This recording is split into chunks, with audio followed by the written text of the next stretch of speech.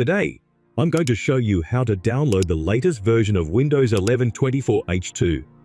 Whether you're upgrading or doing a fresh install, I've got you covered with a step-by-step guide to get the latest ISO file in just a few minutes.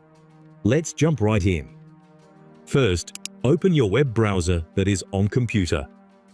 Here type to search download Windows 11 24H2 and hit enter. Click to open this first website page.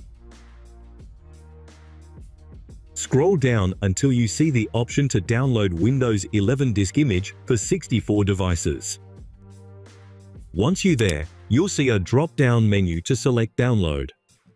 Choose Windows 11 24H2, then click Download Now option.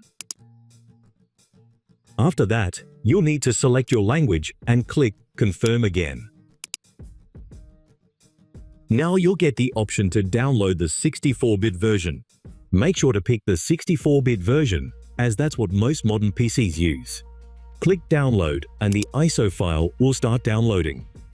Depending on your internet speed, this could take a few minutes. And that's it. You've successfully downloaded the Windows 11 24H2 ISO file.